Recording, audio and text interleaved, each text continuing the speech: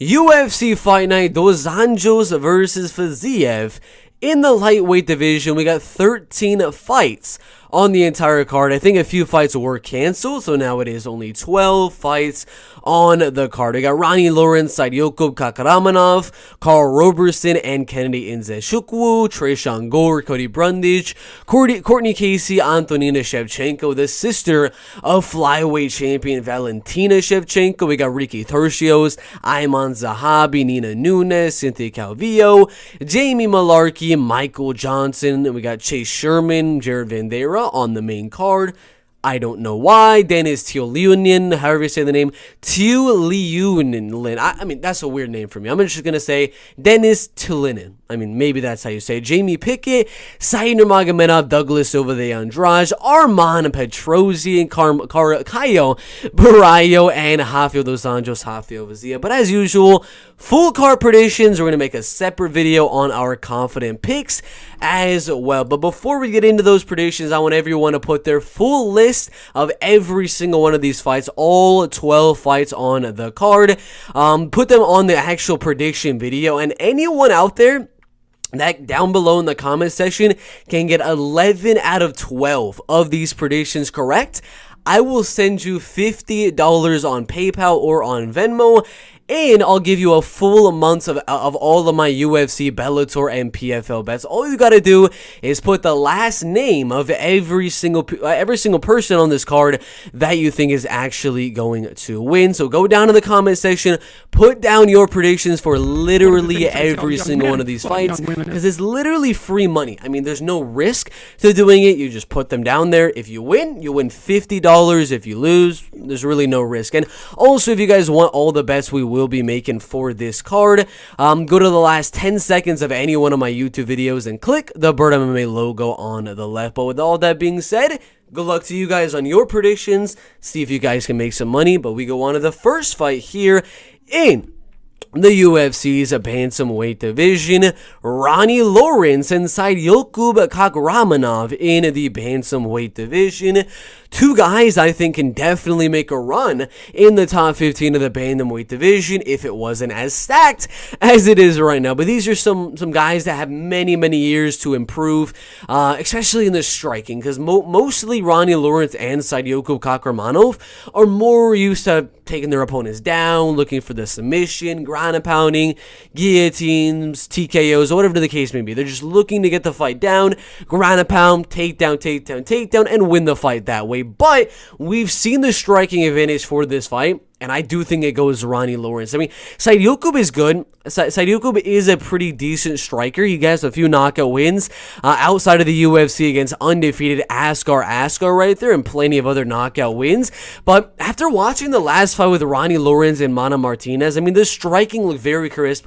He was looking really fast. His movement was very solid. I mean, he was laying takedowns left and right, ground and pounding. I mean, I think he knocked down Mana Martinez at least like 3 times in that fight. Let's see, like he knocked him down 3 times in that fight. It was absolutely insane. The dude's striking power wise is definitely going to be better than that of Saidyokub Kakhramonov. Maybe Saidyokub can land a little bit more volume than Ronnie, because he is a little bit more of a technical striker, a little bit better in terms of the technique, the volume, and things like that on the feet. But power is definitely going to Ronnie Lawrence in my opinion. Now, wrestling and grappling, it starts to get really interesting, because if you watch Saidyokub Kakhramonov's fight with Trevin Jones, he looked really good. Had 9 minutes of total control time in the fight, and then obviously Ronnie Lawrence going out there landing thousands and thousands of takedowns every single time he goes out there. I mean, these are two super high level wrestlers and grapplers. I mean, 9 takedowns per fight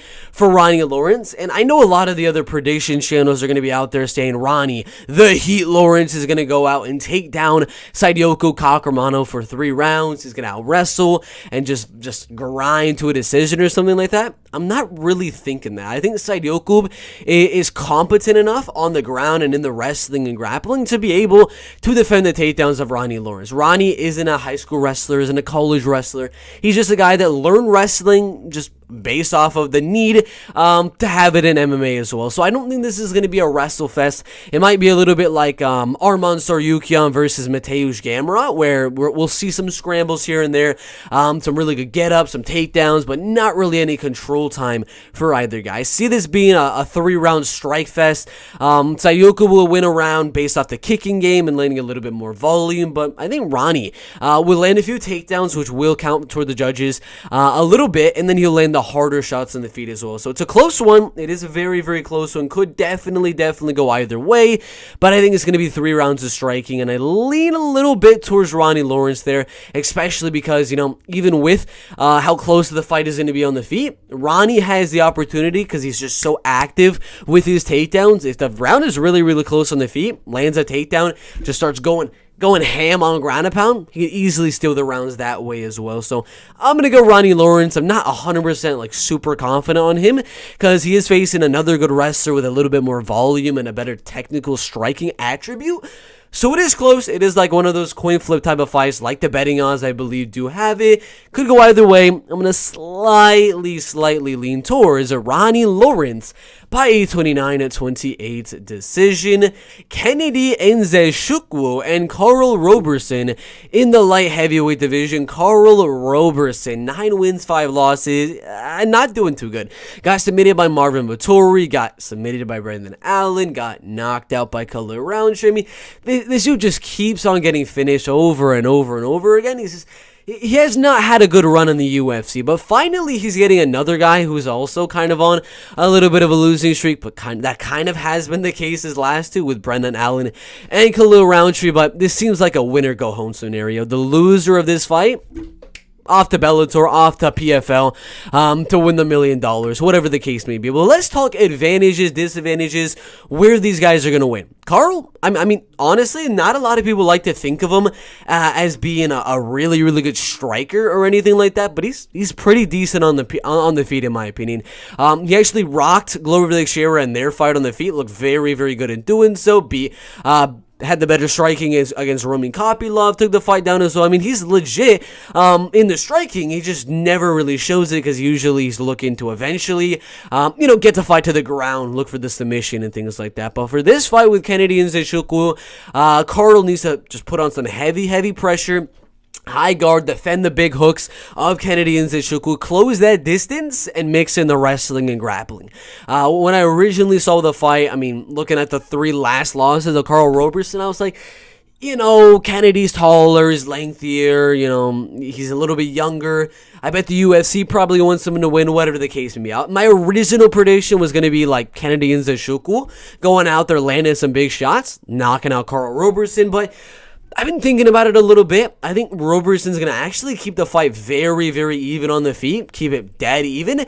Land some big shots on the feet. And then he's going to land some takedowns. Nick Negumereanu was actually losing the fight on the feet to Kennedy and Nzechukwu. And I personally think he lost that fight. I mean, I think Kennedy should have been rewarded with the win in that fight. But if the judges are giving Kennedy the win in that fight, giving Nick Negumereanu the win in that fight, I think Roberson can have success with closing the distance, landing shots up top, and then mixing in the takedowns. Because yes, Kennedy's going to land the better shots. He's taller, he's lengthier, but he kind of has a problem with heavy pressure early on in the fight, and then with the takedowns and the wrestling and things like that. So it's going to be close. I think we're going to see a close 29-28 decision going either way. I mean, it could go Kennedy if he can defend the takedowns and land the harder shots. Very, very likely. I can 100% see that as an avenue to victory for Kennedy and Nzechukwu, but I think I'm going to go the underdog here. I think he is a slight underdog. I mean, it's a 50-50 almost, but some of them do have Karl Roberson as a very slight underdog. So I'm going to go Karl Roberson,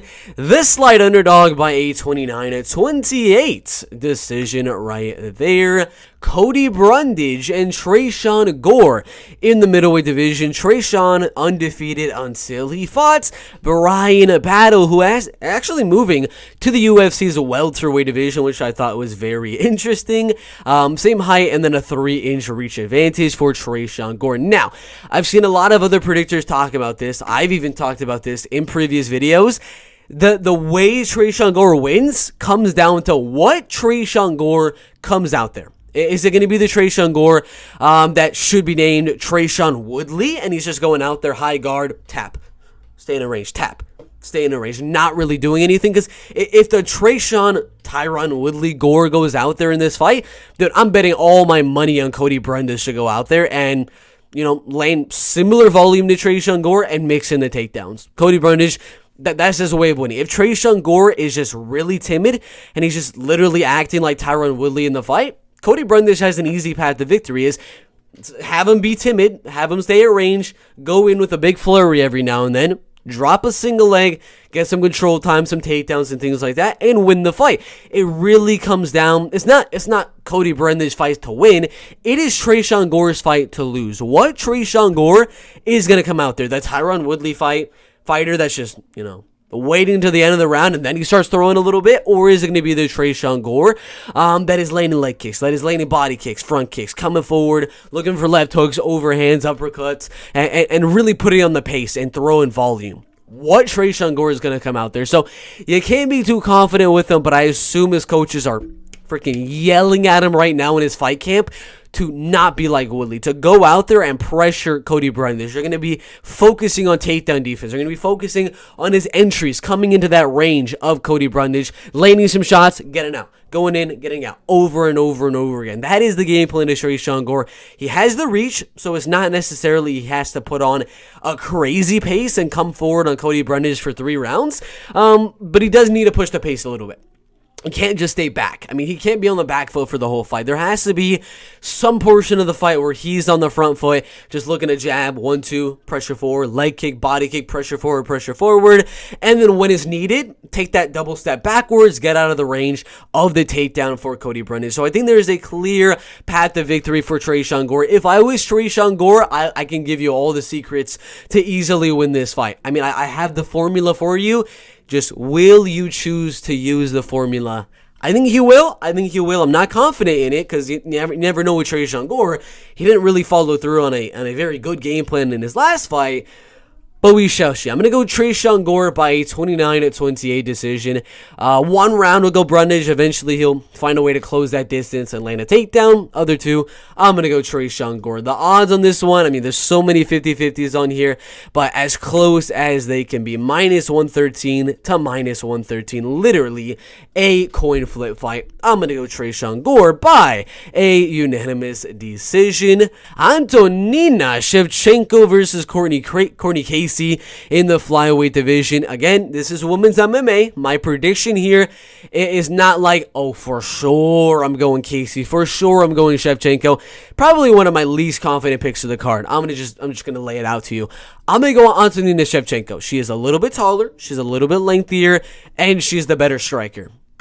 And Courtney Casey is not a good wrestler. That's literally it. I mean, I've looked at film on Courtney Casey. I've looked at film on Antonina Shevchenko, and the only real way Antonina Shevchenko loses her fights is getting taken down. She got taken down 3 times in literally all of her losses. Literally every single loss in the UFC, she was taken down 3 times or 5 times. Caitlin Chukagian, Andrea Lee, Casey O'Neill, and Roxanne Modafferi were all able to go out there and land the takedown. And that is what I've been able to gather from all the film. If you're able to take down Antonina Shevchenko, you're going to win the fight. If you're not able to take her down, she's got really good striking, and she's going to use her range, her kickboxing, stay at range, land a little bit more volume, the harder shots, and just win the fight. I mean, in this fight with Courtney Casey and Antonina, she's going to land more volume, she's going to hit a lot less than Courtney Casey, and she'll win a good unanimous decision right here. I mean, the only path to victory, like I said, is the takedowns for Courtney Casey, which she's only averaged, a quarter of a takedown per fight, with 27% accuracy in the UFC. Yeah.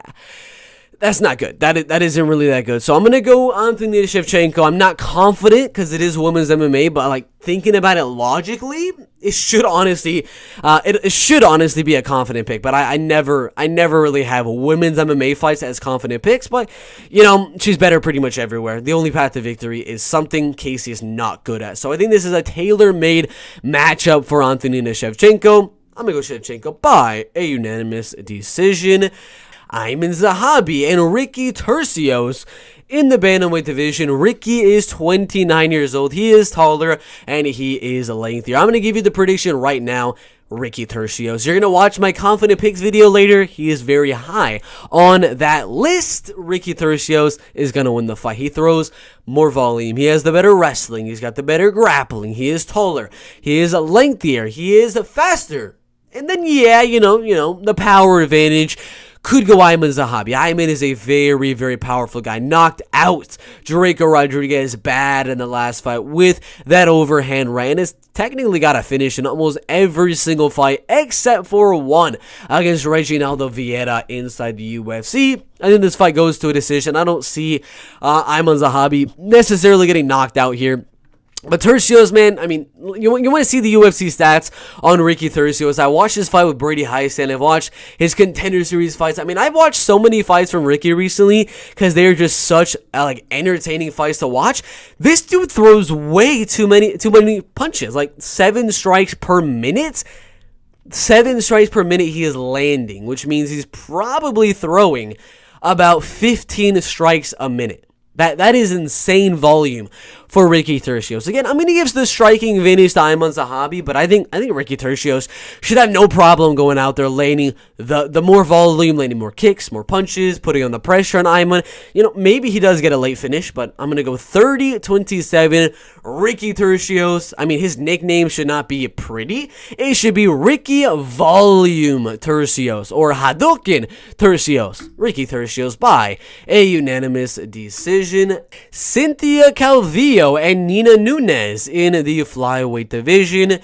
Am I the only one that doesn't really want to see this fight? I mean, it's a 35-year-old Cynthia Calvillo who has looked awful recently. I'm just gonna say it to you. She's looked awful recently. Got knocked out by Jessica Andrade, and she literally quit on the stools against Andrea Lee, and then she got outstruck by 3 rounds against Caitlin Chukagian. She was doing good before that. I mean, she beat Joanne Calderwood, Paulina Botello, Courtney Casey, Jessica. I mean, she was doing okay before that, but these recent fights, she's looked horrible. I mean, horrible. I mean, anyone that just puts an ounce of pressure on Cynthia Calvillo, they'll beat Cynthia Calvillo. And Nina is not really that girl. She's a little bit taller, not as lengthy, the same amount of length as Cynthia Calvillo. If she was like a crazy pressure fighter that just came forward and tried to land volume, on Cynthia Calvillo in the fight, I might have to go Nina Nunes to win this one. But again, this is the weirdest MMA fight for me to predict, because first off, Cynthia has looked horrible in her last fights. Nina just got destroyed in her last 2, Tatiana Suarez and then Mackenzie Dern. She just had a freaking baby. I mean, there's so many weird factors in this fight that I don't know what they're going to look like. I mean, it's been 7 months since Calvillo has fought, and she's been knocked out twice in her last 2 fights. Nina, it's been a year since she's fought. I don't know what they're going to look like. I don't know what improvements both girls have made since their last fights. This is literally a shot in the dark. This is literally a shot in the dark. I'm going into a back alley, and I'm like, all right, Nina, all right, Cynthia. I mean, it's one of those fights. I have no confidence picking either girl. Neither should you. Do not bet this fight. Do not be confident in this type of fight. It's a horrible fight to be going out there being like, yeah, I got Cynthia Calvillo winning. It's just one of those fights. So Cynthia could land the takedowns. We saw Mackenzie Dern land the takedown and get the fight down. Look pretty good. Has Cynthia been able to land any takedowns in her last 3 fights? No. So I don't know. It's women's MMA. I have no idea what's going to happen in the fight. So I'm going to take a shot in the dark of the underdog. I'm going to go Nina Nunes. Her odds right now, what are they? Let's see if I find them. Like plus 128 right there. It's a shot in the dark. I'm going to go Nina Nunes. I think she'll find a way to defend the takedowns. It's been a year off. Her last fight was against a grappler. She was able to defend pretty decently until she did not defend the takedown. I think she'll defend it. We'll see 3 rounds of pretty boring striking. Nina Nunes, 29-28 decision. Not confident. It's women's MMA. They're off of big layoffs. They've both been finished. One of them has had a baby. Don't bet on this fight. I mean, trust me, do not bet on this fight. Nina Nunes by a 29-28 split decision. Michael Johnson and Jamie Mullarkey in the lightweight division. 6 foot tall and a little bit lengthier as well. So he has the physical attributes over Michael Johnson, but I'm gonna be honest, Michael still has the striking advantage. I don't know what a lot of people are thinking. I've seen some predictions out there saying Mullarkey has the power advantage, Mullarkey is the better striker, he throws more volume. I've heard a lot of these weird takes on Jamie Mullarkey. I'm gonna be honest, he's not the better striker. He's got good power. He knocked out Kama Worthy, and then he knocked out Devontae Smith. He might have the power advantage over Michael Johnson, but he's not the better striker. Michael is one of the best, skilled strikers in the lightweight division. There's guys out there that have more power than him. Like Josh Emmett was able to go out there and knock him out. There's guys that are able to outpower him and knock him out, like Gaethje, Diaz, Nurmagomedov, whatever the case may be, but no one's able to really out-point strike him, out-speed him, out-volume him, out-move him, and things like that. So I'm going to give the advantage on the feet to Michael Johnson here. I know a lot of people are on Jamie Mullarkey. A lot of people are fans of Jamie Mullarkey. I am as well. I love this fight. It's probably going to be fight of the night. I think it goes 3 rounds. I think we see 3 rounds of really good striking from both guys here. Originally, I had Jamie Mullarkey win in the fight because I thought, he can mix in the wrestling, he can mix in the takedowns and things like that, like we've seen in a lot of his UFC fights. But he kind of seems like a guy that has fell in love with his striking a little bit. Early on, 3 takedowns per fight, 32% accuracy. Not necessarily the best, but he got 5 takedowns on Fiziev, 3 takedowns on Brad Riddell right there, doing pretty good, But then since then, got a knockout win, got another knockout win, and he really just stopped going for the takedowns consistently. It was more 3 rounds of striking, getting knocked out or getting the knockout, having good fights and things like that. He just hasn't really been on that wrestling game plan in the last few fights. So if he was on the wrestling game plan, which I don't know if he will, we can't really know until the fight actually starts, but until Mullarkey goes out there and says, I'm going out there, I'm gonna go for the takedown, I'm gonna look to wrestle, grapple, and stuff like that. Until he goes out there publicly and says that, or until the beginning of the first round, if he goes for a takedown, until then, I'm gonna go Michael Johnson. Michael is the better striker. He's faster. He's a little bit more volume. He's got more experience, power. Yeah, it could go Mullarkey, but I think the volume goes Johnson. And I think 3 rounds of Mullarkey, Johnson on the feet, I think Johnson will slightly edge it out. But you never know. Again, will he wrestle? Will he not? It's the same thing with Alex Pereira, Sean Strickland. If Sean decides to be dumb and keep the fight on the feet, of course I'm going Pereira.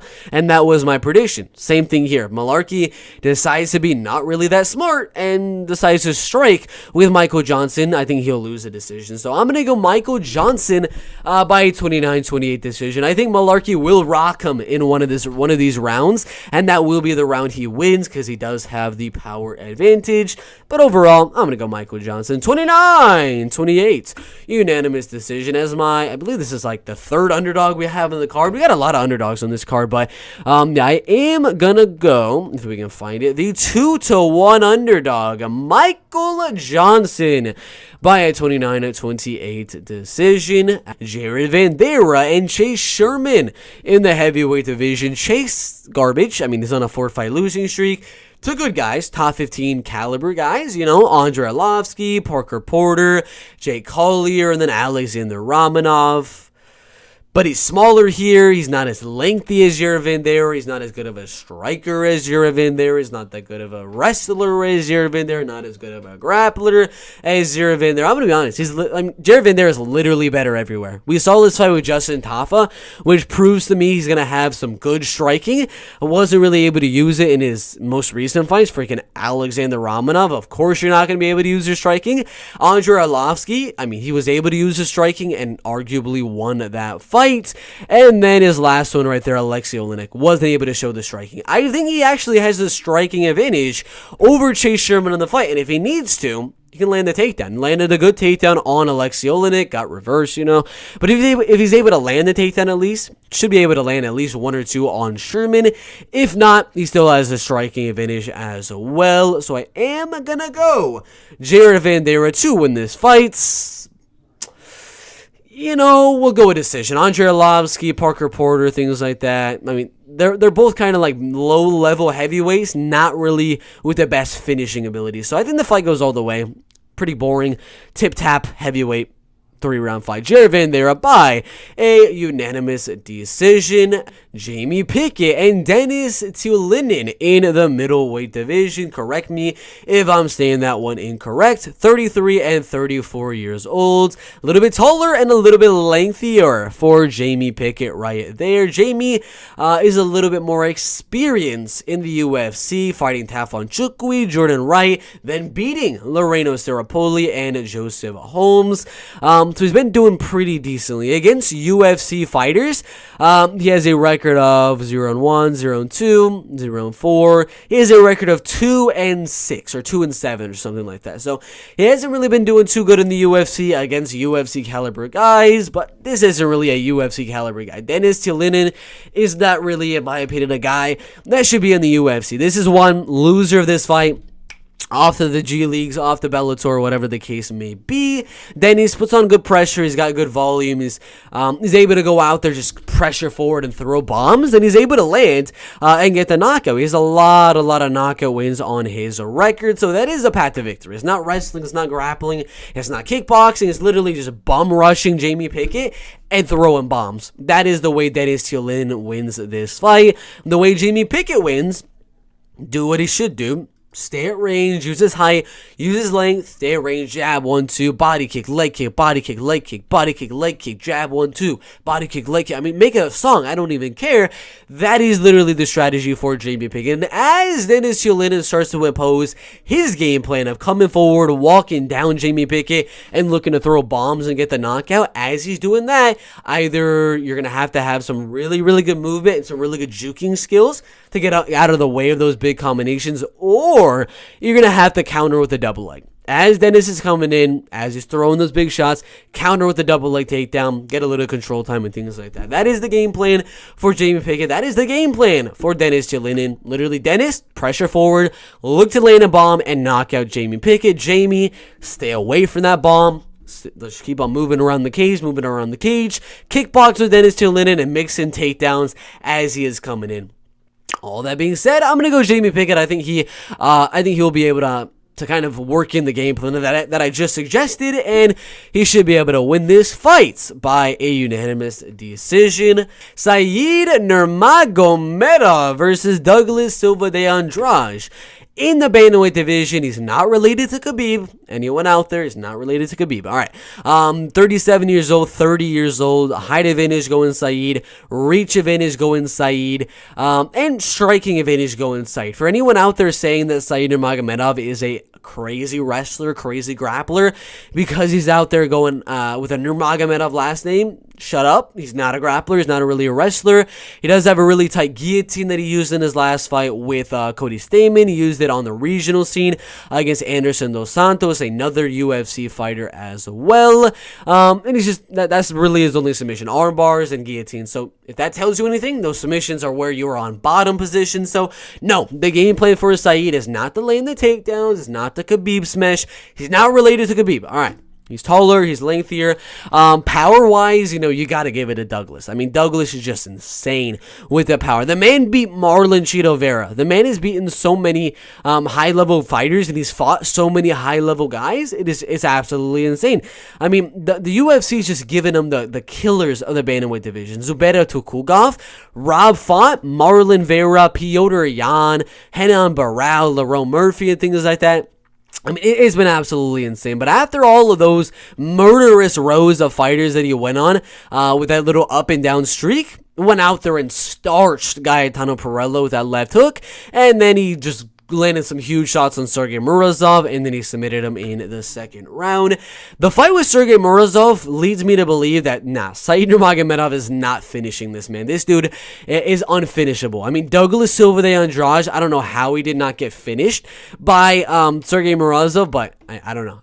He didn't get finished by Lerone Murphy either, but he did get guillotined by Rob Font right there, which is a little bit interesting. But as long as he doesn't attempt any takedowns, which I doubt he will, there should be 3 rounds of very, very good striking. Douglas looking to counter with some big shots, and Saeed using his speed advantage and his volume advantage to just get in and out throughout these 3 rounds. So it's a close one.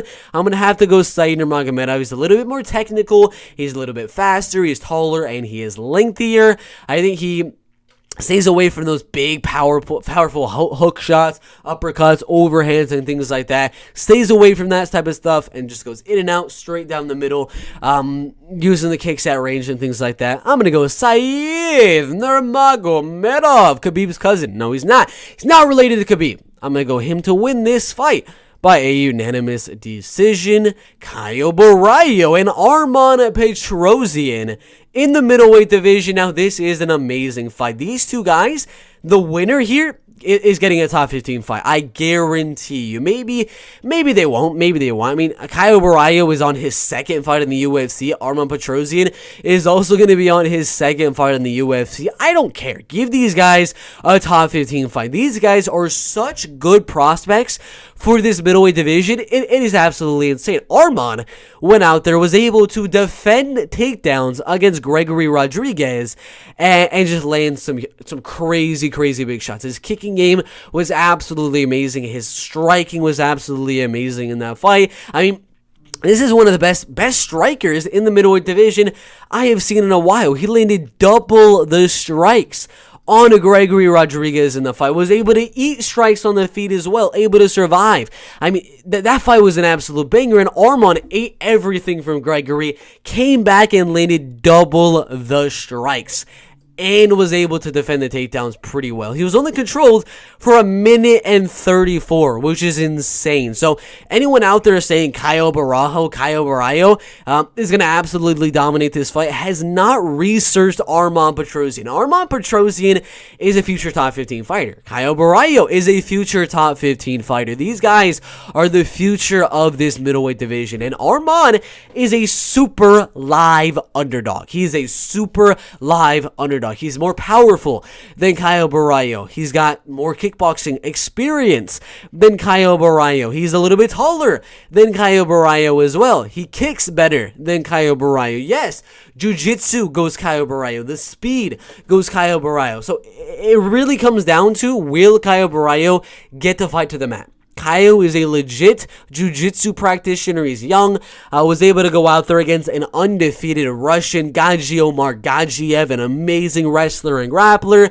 Like I said, my prediction for that fight was Caio Borralho by unanimous decision. As an underdog, he was able to go out there and dominate Gagiomar Gagiev in the fight. And in this fight as well, I don't think he's going to dominate Arman Petrosyan, because I think there will be a round Arman Petrosyan will win because of the fact he is the better striker, he's more powerful, and things like that. But for the most part, I think Caio Borralho will eventually be able to close that distance and land the takedown. Yeah, Arman will land some big shots before then, but as soon as Caio can get the fight to the ground, he's not letting Arman back up. Gregory Rodriguez wasn't able to keep Arman Petrosyan on the ground, but this is a different guy. Caio Borralho is kind of like an Aljamain Sterling in that he's not going to get in the full guard position and just ground and pound you, keep you there like a Khabib smash.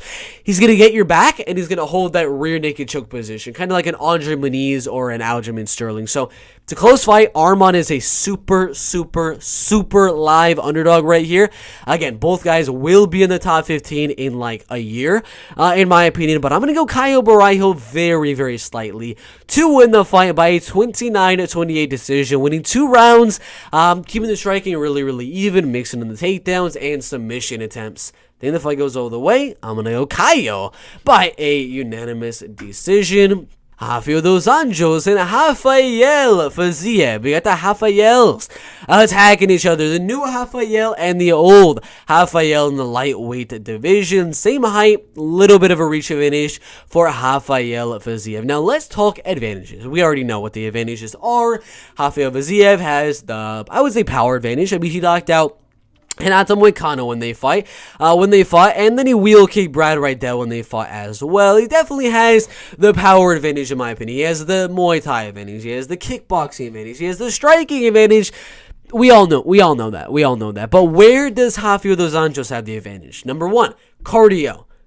Number 2, volume, not early on. I'm not saying like first or second round or even third round he's going to have the volume advantage, but I guarantee you, if this fight does go to a decision, once we look at the UFC stats next week for this fight, I guarantee you round 4 and round 5, RDA is going to land more volume, whether it's in the clinch, whether it's at range, whether it's on the ground. Rafael, volume-wise, late in the fight, has the advantage. Early on, we'll give it to Rafael Fiziev. Another advantage, other than cardio and volume late, is going to be wrestling, and then it's going to be grappling, then it's going to be control and things like that. We already know that. I mean, we know that's the game plan. Nobody's going to go out there to try to strike with Rafael Fiziev for 5 rounds. Impossible. There's no chance in heck Rafael dos Anjos is trying to strike with Rafael Fiziev. It's not freaking happening. It's just not happening. I'm going to say it right now. Not gonna happen. But he's not going to knock out RDA. RDA has a good chin. Hasn't been knocked out in like 6 or 7 years. He's been able to stay away from those power shots from most of his opponents for a while. Fiziev has been able to defend the takedowns for the most part as well with a 95% takedown defense. So early on, we will give the advantage to Fiziev. Fiziev's going to look amazing early on. He's going to defend the takedowns. He's going to slip off the takedowns of dos Anjos very, very well in the first round, in the second round. But later on as the fight goes, the later this fight goes, dos Anjos is going to start to pull away a little bit. It's going to be like Mateusz Gamrot versus Arman Petrosyan, but a little bit of a kind of like the same thing. Like 2 rounds, Arman Petrosyan went out there, was laying the body kicks, laying the strikes, out-voluming Arman Petrosyan, and winning round 1 and round 2. Then round 3, round 4, and round 5, the volume started to get very, very close, and Gamrot was starting to lay in the takedowns. Same thing I think happens here. Fiziev is going to look really, really good early on, but as the cardio starts to set in, as the sheer pace and just coming forward and pressure of Rafael dos Anjos really starts to take effect, for Rafael Fiziev, that is where RDA is really, really going to start to shine. And I really think it's going to come down to who wins that third round. Because round 4, round 5, dos Anjos. Round 1, round 2, go Fiziev. Round 3, who wins that round? I don't know. But dos Anjos will know that he has to win the round. If he loses round 1, round 2, his coaches know he's going to have to go all out in that third round to make sure he wins the round. Because then after that, if he's able to win round 3, he's got to win. He's got to win. And I'm live betting the heck out of dos Anjos. If he goes out there and wins round 3, I'm live betting the heck out of dos Anjos. But I think he'll land the takedowns, put on the pressure in the 3rd and 4th and 5th rounds. Got the underdog. I'm gonna go the underdog. I'm gonna go the underdog right here. When the first fight was announced, like at UFC, what was the pay-per-view? Was it a pay-per-view or just a main event or something like that? When it was announced for that main event right there for 5 rounds, when it was announced for this card right here, Covington versus Masvidal, both fight cards I had Rafael Fiziev winning, especially when it was a 3-round fight. I guarantee you, if this fight was 3 rounds, I would be all over Rafael Fiziev. I'd be telling everyone Rafael Fiziev definitely going to win the fight. But it's a 5-rounder. It's championships. We're going 4 rounds. We're going 5 rounds. And I think it will go those 4 and those 5 rounds. I'm going to go dos Anjos by a very, very close, controversial 48-47 split decision on the judges' scorecards. Very close fight in the lightweight division. I'm going to go Rafael dos Anjos by decision, Caio by decision, Nurmagomedov by a decision, Jamie Pickett by decision, Jared Vanderaa by decision, underdog, Michael Johnson by decision, Nina Nunes, underdog by a decision, Ricky Turcios by decision, Antonina Shevchenko by decision, Tresean Gore by decision, Karl Roberson by decision, and Ronnie Lawrence by decision. You guys can obviously hear what I just said. I have every single fight ending as a decision. Now, I know what you guys are going to say. No, for sure, some of these fights will end as a finish. Yeah, there will be a few. So, I will give you the list of most likely finishes, number 1 to number 12, to number 12, on the fights that I think have the highest probability that we're gonna see a finish. Number 1, Caio, very, very likely that we see a finish in that fight. Number 2, Karl Roberson, can 1000% see a finish happening there. Number 3 is going to be Michael Johnson. Number 4 will go Jared Vanderaa. Number 5. Honestly, that's it. I don't really see too much of a path to victory for any of the other fights to have a decision. So it's literally just those 4 and 5 that I think have like a chance of there being a finish. Other than that, I think we're going to see a lot of decisions on this card. A lot of decisions on this card. But those are the full card predictions. Make sure to like, make sure to subscribe. Check the link in the description if you want to become a channel member for all the bets that we're making on the card. But thank you guys for watching. We'll see you in the next one. Let's go.